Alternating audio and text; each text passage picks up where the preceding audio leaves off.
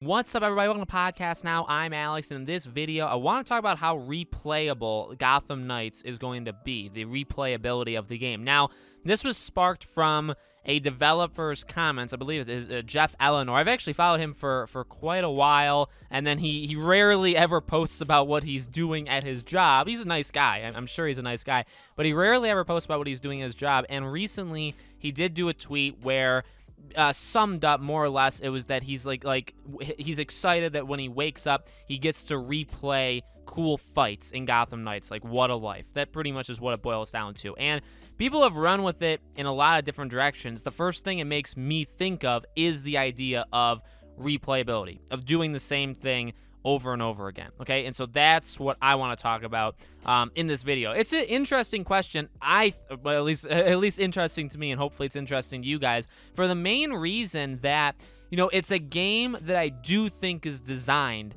to be played more than once. I feel like it almost has to be, because it's a game where you can play as multiple characters. Maybe it says something about me that the first thing I think of is like negatives about it rather than positives, and we can kind of discuss both.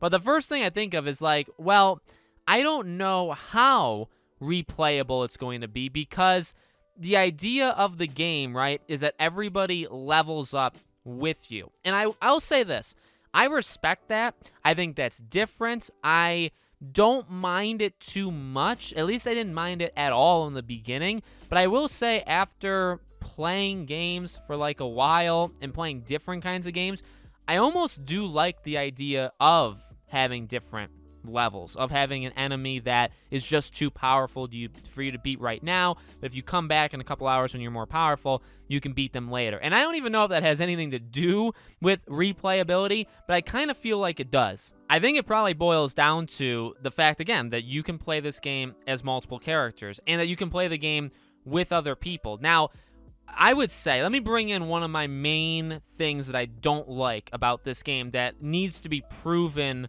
like that it can work and that it's good to me in order for me to shut up about it, okay?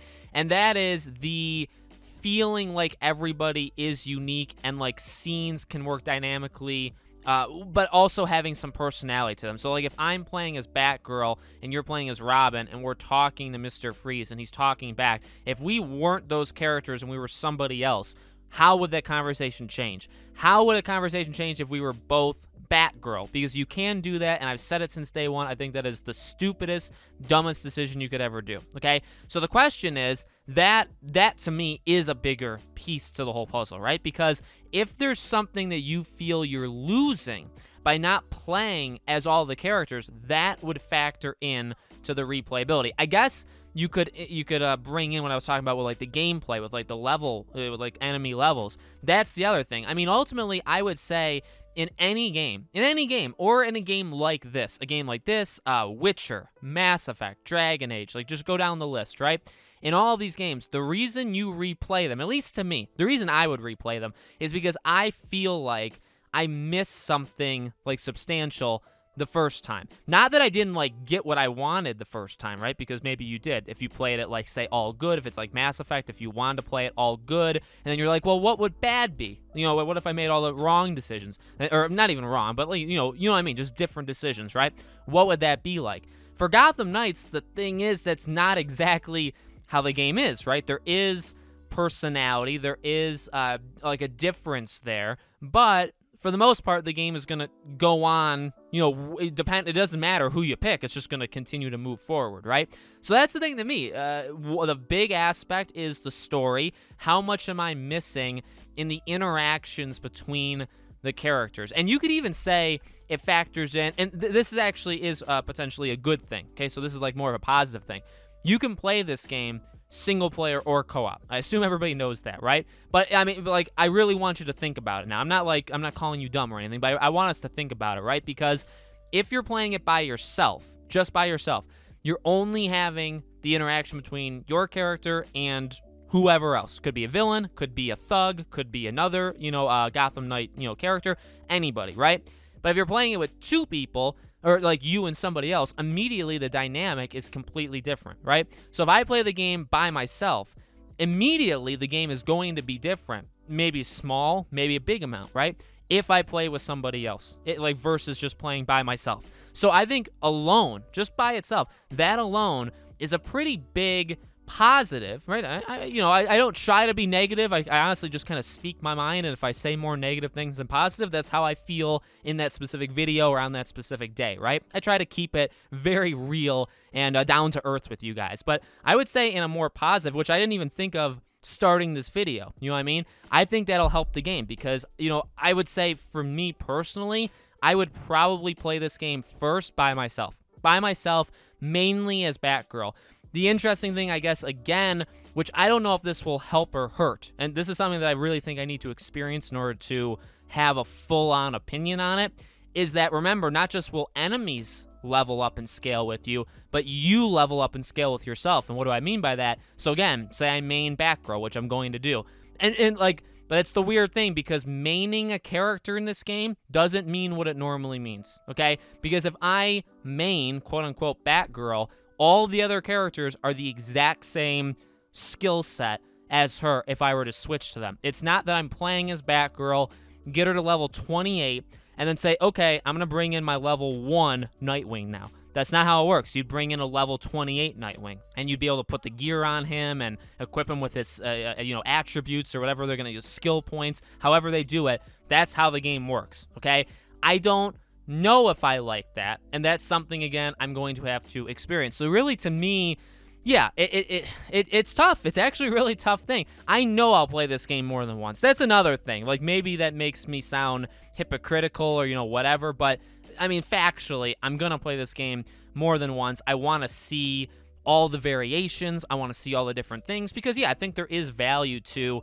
If you're having a conversation, say, with Joker, if Joker's in this game, and I'm playing it by myself with Batgirl, I want to see what he says to the other three. And there's no other way of doing that but to replay it or replay the mission, right? Or, like, create separate save files. But maybe I want to see what it's like talking to him with me and then another character. Like, will having that second character do anything? And then you could say, well, what about the different combinations of that? So I'm Batgirl, you're Robin, and then there's Joker. And Batgirl's, say, the main person in the dialogue. Well, is there a way to make it so Robin is the, you know what I mean? So, like, swap it. Does that change the conversation? So those are things that I think, at the end of the day, are probably, to me at least, going to be the most important factors of replaying it. If none of those things change or mean anything, then it's it's tough to say it's an issue, but I would say maybe it's an issue because you want it to feel different. That's actually one of the main things, like, I look to when I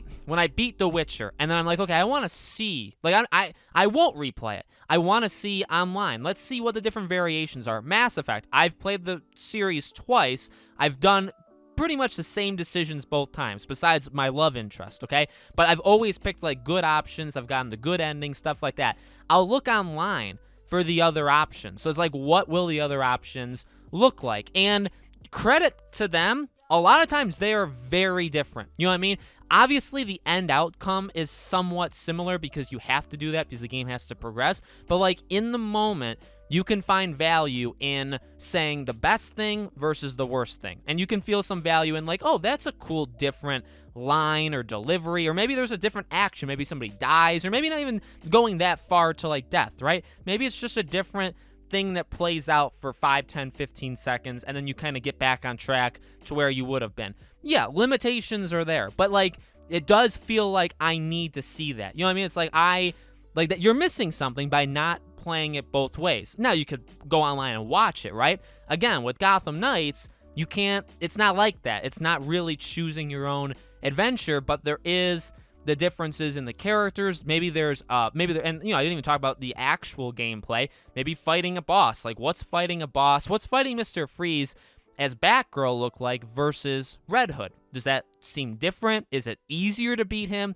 Is it harder because of, different mechanics of how the characters work? What's it like? And those are reasons to replay the game, or at least seek them out, right? At least seek them out online. So I'm excited. I mean, honestly, talking about it gets me excited and does make me want to play it more than once. Again, I mean, that was always my plan. My plan is play it at least one time by myself, probably mainly as one character, but obviously trying out the others to see how they work, and then playing online with somebody, online. That's my plan for this game. That's always been my plan, but I just thought this would be a fun conversation to have. So let me know what you guys think in the comments below. Make sure, if you guys aren't already, you guys are subscribed, bell icon turned on, leave a like. I do want to thank you guys. I mean, you guys have done an incredible job. Obviously, some of you guys have been around for like 2-3 years, which I absolutely love. But there seems to be a lot more people watching now than over the last year or so. Maybe it's because we're getting closer to new information, but welcome. I really appreciate you guys being here. I try to cover this game at least once a week, and if there's any news on it,